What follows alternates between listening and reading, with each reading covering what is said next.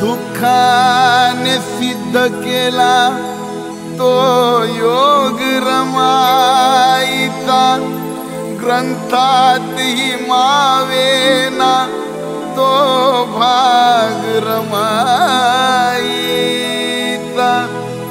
विस्तार लिहिता लिहिता थांबावी लेखनी, शब्दांच्या पलीकडचा तो त्याग रमाईचा।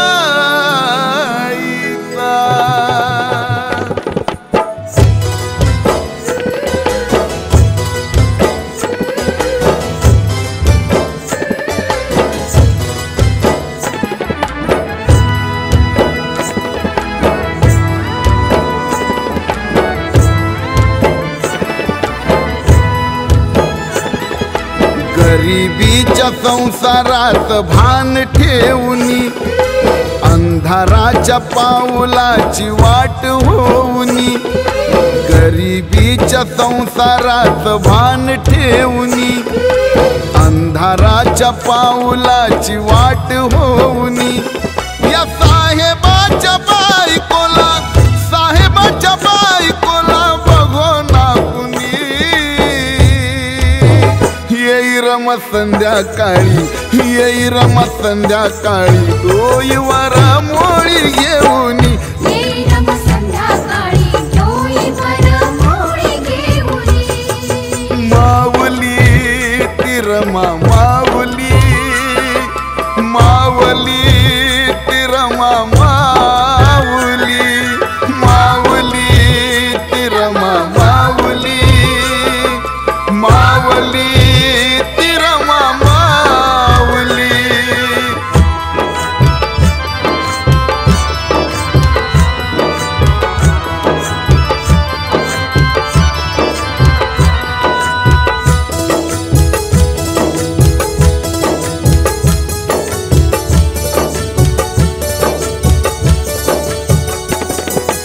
यशवंत मुकुंदाला गौरी अण लक्ष्मीला, यशवंत मुकुंदाला गौरी अण लक्ष्मीला, वाटणी करी भाकरीची, वाटणी करी भाकरीची, वाटणी करी भाकरीची। साहेबाला सांगू कसे स्वतः ती उपवाशी असे, साहेबाला सांगू कसे स्वतः ती उपवाशी असे। कथा ही रमा माऊलीची, कथा ही रमा माऊलीची, कथा ही रमा माऊलीची। गरिबीत विखुरलेला संसार रमाईचा, पण झाल्या प्रकाश वाटा अंधार रमाईचा। कसली जीवन कसोटी, कसली ती जिद्द मोठी, भोगाया दुःख सारे होकार रमाईचा। स्वप्नात वादळाने उद्ध्वस्त केले सारे, स्वप्नात वादळाने उद्ध्वस्त केले सारे।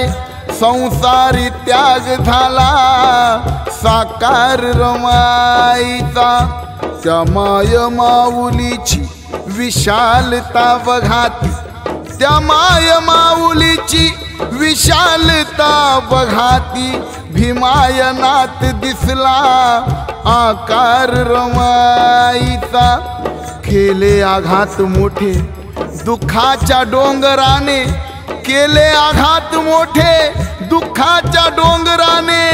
आला कधी ना ओठी हुंकार रमाईचा, चतकोर भाकरीची इकडे ही वाटणी ती, तिकडेही अर्धपोटी साहेब रमाईचा हृदयात घावले अजून उरात आमच्या हृदयात घावले अजून उरात आमच्या काळानं झेलला तो सत्कार रमाईचा आरशात साहेबाची चिंता सदा न्याहाळी आरशात साहेबाची चिंता सदा न्याहाळी इतका तो होता साधा सिनगार रमाईचा बाळाचा जीव गेला कळविले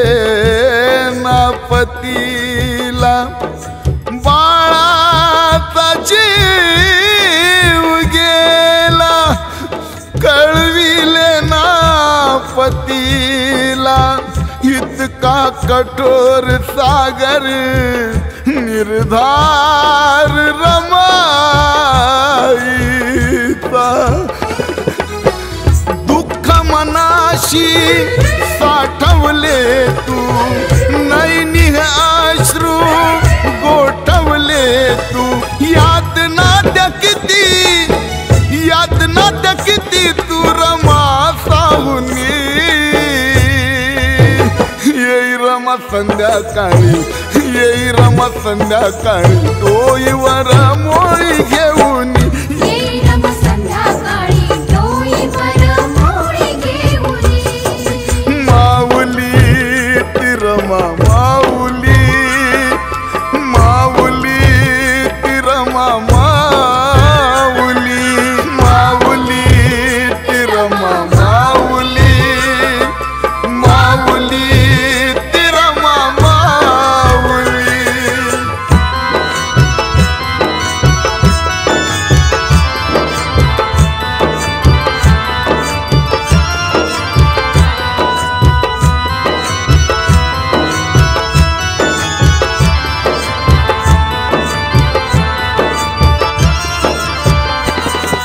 लाकडाचा भारा डोई अंधारातून घरी येई लाकडाचा भारा डोई अंधारातून घरी येई नाव राखण्याच्या धन्याचं नाव राखण्याच्या धन्याचं नाव राखण्याच्या धन्याचं साहेबांची नवलाई साता समिंदरा ठाई साहेबांची नवलाई साता समिंदरा ठाई मोल जाणलं कुंकुवाचं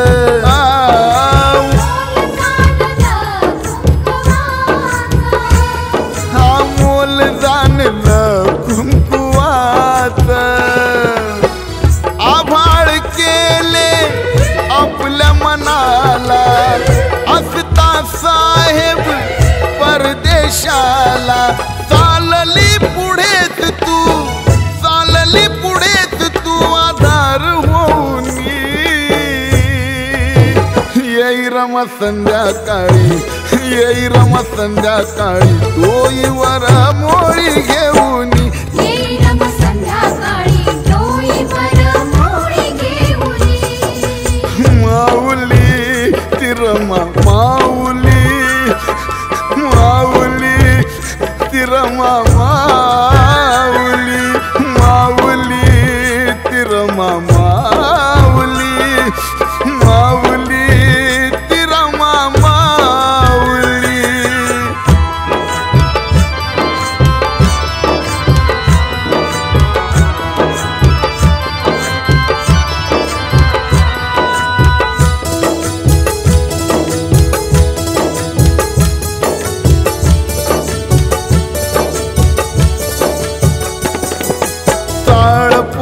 बावडीची बायका त्या चिडवीती साळपोय बावडीची बायका त्या चिडवीती बायको बघा साहेबाची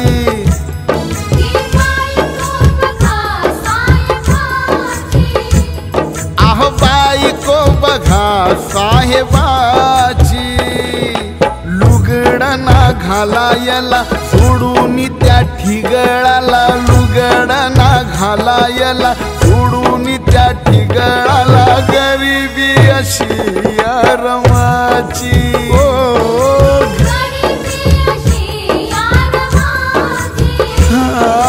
गरिबी अशी या रमाची.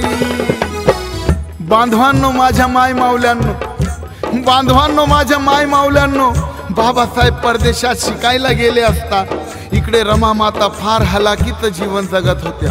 उपासमार सहन करावी लागत होती. लेकरा बाळांना दूध तर सोडात, पाण्यात पीठ टाकून पेऊ घालणं कठीण झालं होतं. तशात रमा माता बाबासाहेबांना पत्र लिहितात, साहेब मला जगणं कठीण झालंय, काहीतरी मदत पाठवा. दुकानवाला वाणी उधार अन्नधान्य देत नाही, दूधवाला उधार दूध देत नाही, डॉक्टर औषध देत नाही. साहेब मी काय करावं, काही सुचत नाही. साहेब मला लवकरात लवकर मदत पाठवा. बाबासाहेबांचं उत्तर म्हणून रमा मातेच्या हातात पत्र येतं. ते पत्र मिळाल्यावर रमा मातेनं आनंदानं पत्र उघडलं आणि वाचायला सुरुवात केली. ते पत्र वाचायला सुरुवात केली तेव्हा रमा मातेच्या डोळ्यातून अश्रूच्या धारा वाहू लागल्या.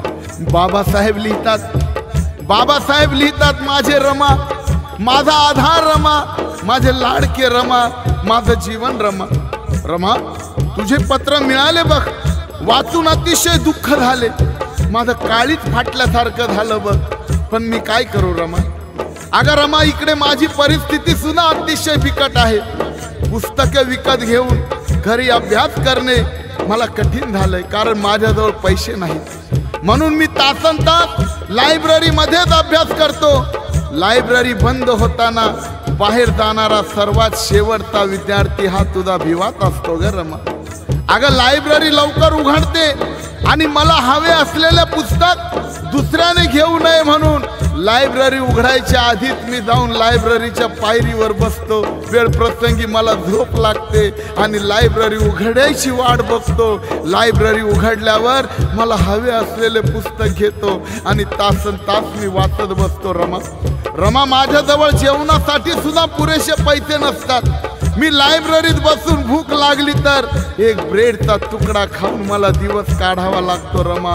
आणि कधी कधी तर नुसता पाण्याचा घोट घेऊन, नाहीतर पाण्याच्या घोटाशिवाय मी अभ्यासात तासन तास मग्न असतो रमा. माझ्या इथे आई बहीण भाऊ कुणीच नाही ग रमा.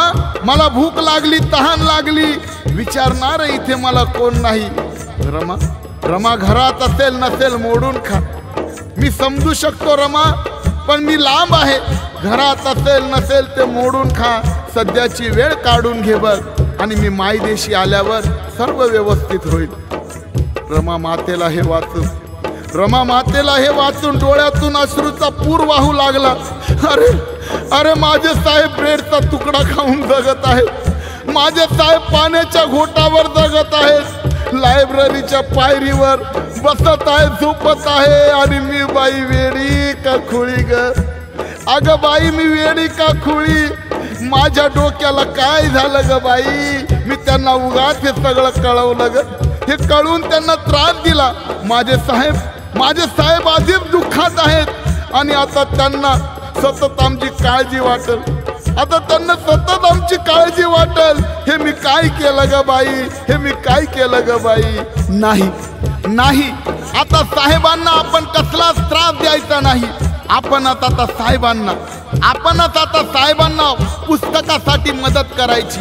आणि त्या दिवसापासून रमा माता माहीम ते परळच्या दरम्यान सकाळी उठून शेणसडा उचलून आणू लागल्या आणि त्याच्या गौऱ्या विकून घर चालू लागल्या. उरलेले पैसे बाबासाहेबांच्या पुस्तकासाठी ठेवू लागल्या. एकदा अशात रमा माता शेणसडा घेऊन दुपारी भर उन्हात घरी आल्या असता रमा मातेचा दुसरा रमेश हा आजारी अवस्थेत आक्रोश करून झोक्यात रडत होता. रमा मातेचा दुसरा मुलगा आजारी अवस्थेत भुकेनं व्याकुळ होऊन आक्रोश करून झोक्यात रडत होता. रमा मातेनं शेणाचे हात धुतले, रमेशला झोक्यातून बाहेर काढले. जसे एका माऊलीने आपल्या रडणाऱ्या मुलाला छातीशी लावावे, तसे रमा मातेनं एका बाजूला रमेशला छातीला लावून त्याला गप्प करायचा प्रयत्न केला, पण रमेश गप्प झाला नाही. पुन्हा रमा मातेनं रमेशला दुसऱ्या बाजूला लावले, तरी रमेश गप्प झाला नाही. गप्प तरी कसा राहील? ज्या मातेपासून त्या रमेशला दूध मिळाले पाहिजे होते, त्या मातेच्या पोटातच कितीतरी दिवसापासून अन्नाचा कण नव्हता. त्या मातेच्या पोटात अन्नाचा कण नव्हता. मग त्या मातेला दूध तरी कसे येईल? बाळ रमेश आक्रोश करून रडत होता. रमा माता त्याच्याकडे बघून ढसा रडत होत्या. त्याचा चेहरा हातात घेऊन रमा माता ढसा रडत होत्या. बाळ रमेश सुद्धा आक्रोश करून रडत होता. रडता उचक्यात येत होता आणि उचक्यात येतच त्या माऊलीच्या रमेशने रमा मातेच्या हातातच जीव सोडला. आभाळ फाटावं, ही धरणी फाटावी, अरे इतिहासाची पानं कमी पडावी, तशी व्यथा रमा माऊलीची. बांधवांनो, हा प्रसंग 2013 साली नागोटने या ठिकाणी साधना मेश्राम आणि राजू बागुल यांचा वैचारिक भीमगीतांचा सामना असताना थोर साहित्यिक माझे काका दिवा बागुल त्या ठिकाणी वक्ते म्हणून आले असताना त्यांच्या मुखातून हा ऐकलेला मी प्रसंग, आणि 2013 पासून प्रत्येक व्यासपीठावर प्रत्येक कार्यक्रमामध्ये हा प्रसंग मी गात आहे. पण आज या गाण्यातून हा प्रसंग तुमच्या समोर मांडला. आमचे काका दिवा बागुल आणि नागोटण्याचे ज्यांनी तो कार्यक्रम आयोजित केला, VK जाधव साहेब, यांचे मी आभार मानतो. घडवून गेली ही नवलाई, एकच सागर थोर रमाई, कोटी कोटी तानुल्याची माय होऊन येई रमा संध्याकाळी डोईवर मोळी घेऊन,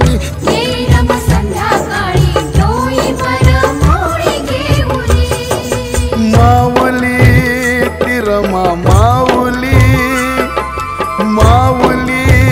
तिरमा माऊली तिरमा माऊली तिरमा माऊली.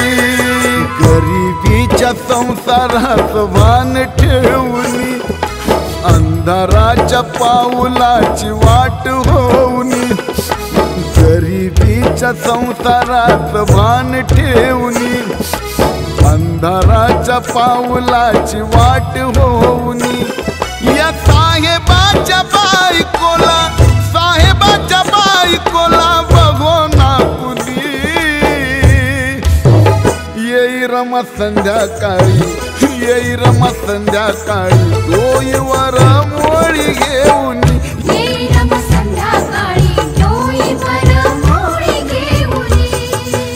माऊली तिरमा माऊली तिरमा माऊली तिरमा माऊली तिरमा माऊली तिरमा माऊली तिरमा